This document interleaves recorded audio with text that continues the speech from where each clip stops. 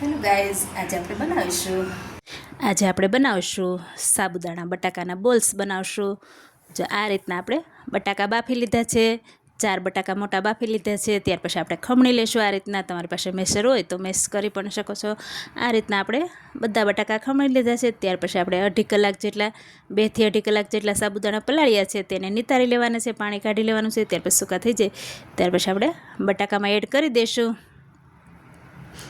एक मोटो वाटको जेटला साबुदाणा लीधा था, पछी आदू मरचानी पेस्ट एड करेली छे, सींगदाणानो भूको एड करेलो छे, शेकीने आपणे अधकचरो पाउडर करी लीधो छे, लीला धाणा झीणा कट करीने एड करेला छे, 1 चमची दळेली खांड एड करी छे, स्वाद मुजब मीठुं नाखेलुं छे, अर्धो લીંબુનો रस एड करेलो छे।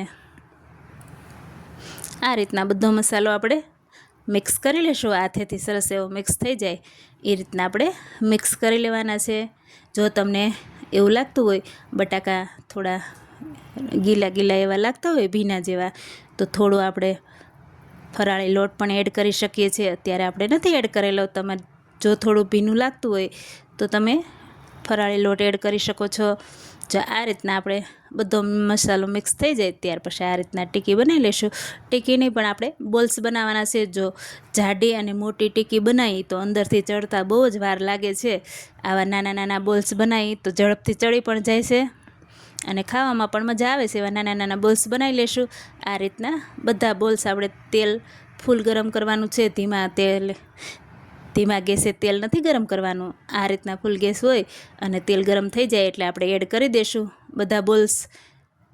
જ્યાં સુધી ગોલ્ડન બ્રાઉન નીચેથી ન થાય ત્યાં સુધી આપણે ટચ નહીં કરીએ, નકર સાબુદાણાના હિસાબે બધા બોલ્સ આ રીતના ચોંટી જાય છે, એની જાતે જ છૂટા પડી જશે, ચડી જશે। એટલે જો થોડા ગોલ્ડન બ્રાઉન થાય ત્યાર પછી આપણે પલટાવી લેશું, પછી બિલકુલ ચડી જાય ત્યાં સુધી નહીં ટચ કરીએ।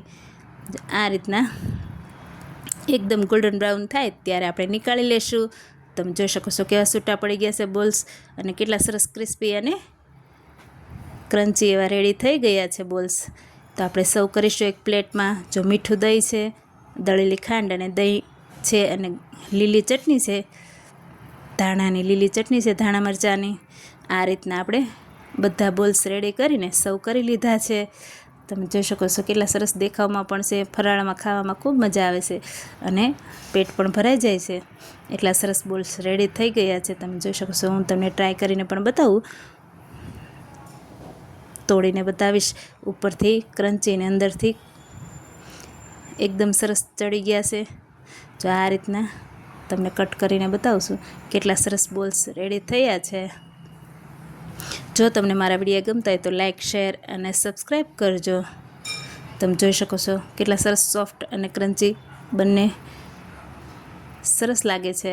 આ રીતના તમે પણ ટ્રાય કરજો। દહીં જોડે સર્વ કરેલા છે।